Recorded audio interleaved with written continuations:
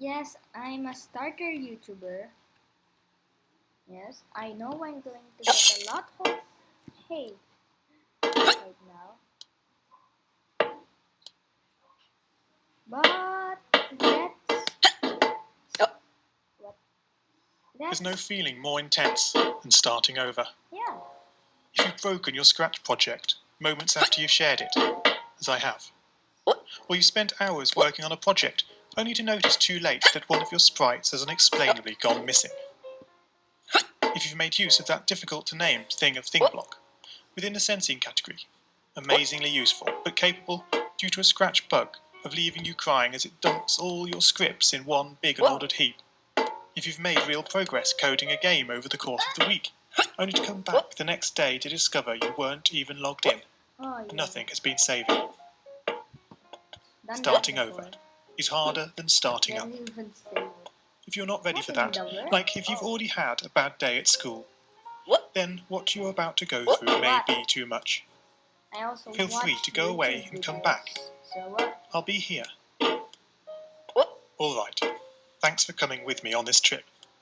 I'll understand if you need to take a break at any point. Just find a safe place to stop and remember to pause the game by pressing P. On Scratch, you can find P loads is of remixed or reimagined recreations of existing games, and with good reason. George Bernard Shaw said, "Imitation is not just the sincerest form of flattery, it's the sincerest form of learning." This game is a recreation Yes, I of a played game this that game. came out in 2017, titled Getting Oh, Over It with Bennett Foddy. That game in turn was a homage to a free game that came out in 2002.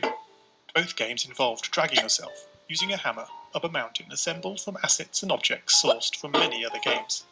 It seems appropriate then that, when trying to recreate Getting Over It in Scratch, that we should construct our mountain from the same assets used in literally millions of Scratch projects, the unmistakable contents of the Scratch costume library. Unlike Unity or Unreal, Scratch does not provide you with a built-in physics or 3D rendering engine. There's no state-of-the-art debugger. You can't even pause your scripts. We are forced to program old school. Our experience capped at 30 frames per second on a 480 by 360 pixel stage. This is But these kinda very difficult. restrictions force us to experiment, to think out of the box, to grow as developers as we become masters of all things Scratch. And let's not forget, what we lack in technology, we make up for in community. This fantastic bunch of budding software engineers, Yes, I heard building, you learning, before. creating, playing, remixing, as diverse a group of people as the very Scratch assets we now so skillfully attempt to ascend. The act of climbing, in the digital world or in the real world, has certain essential properties that give the game its flavour. No amount of forward progress is guaranteed. When you start getting over it, you're standing next to a dead tree, which blocks the way to the entire rest of the game.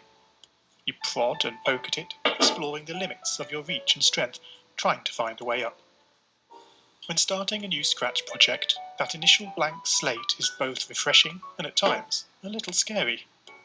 Wouldn't it be great if we could travel forward in time and review our finished projects to see how well they turned out? I certainly wish we could. The real draw of coding, what gives it that special zing, is the challenge of accomplishing something you've never done before. At this point, you don't want to fall into the trap of rushing into creating loads of content, designing all the levels, the player costumes, all the easier stuff that can be perfected later. No, before all that, you need to prod and poke that tree. That is, understanding the coding difficulties you're expecting to face and try out any ideas to solve them. You may not be able to time travel, but at least this way you can get a good idea of how well your project is like to go, and potentially save yourself a lot of time. Wait, am I supposed to? Yep, we are supposed to go there. How do I get back here? No!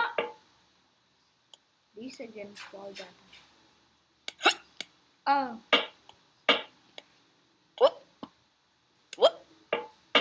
Yeah.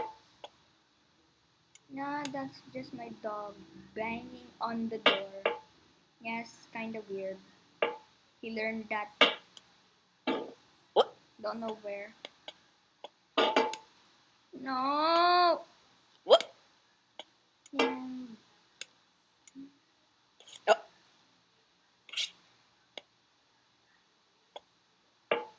actually on a Mac.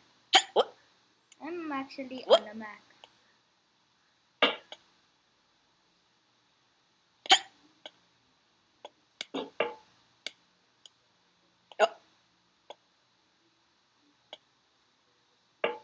Yay. Oh, that was so close.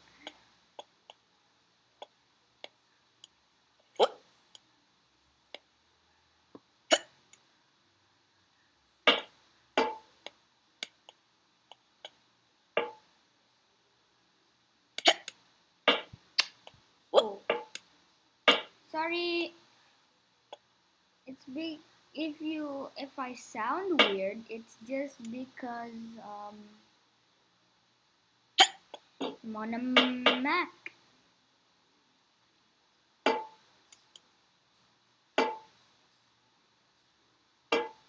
And I'm using normal audio. But someday I will make a microphone. No, not make a microphone, buy a microphone. So you can hear me better. And I might also... What? Did you hear that? I can also make a face review.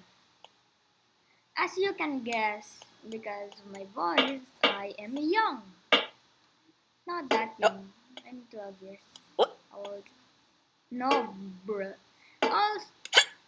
Also, if you're wondering why I'm playing this, it's because I cannot download it on a Mac.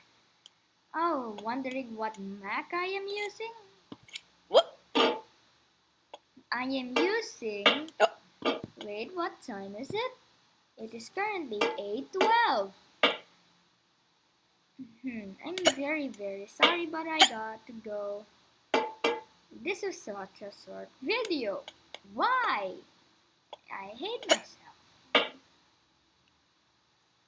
Please. What?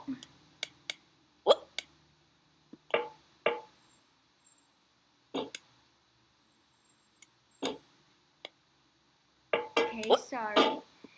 If I lose progress again, I will end the video.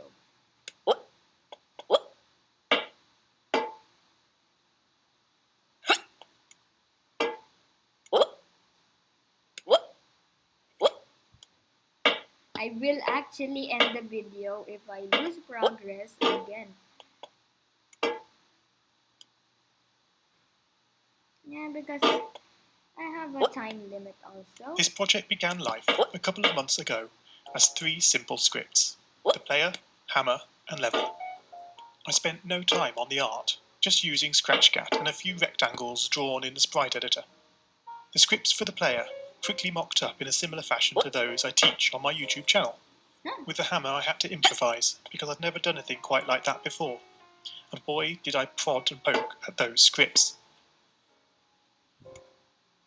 Oh, that was... What I had imagined and the results I was achieving were hard to reconcile. The hammer and the player sprites would get stuck in the walls and ground, shake and jiggle and clip up to the top of the screen. Worst of all, when I tried the bread and butter action of lifting the player up upon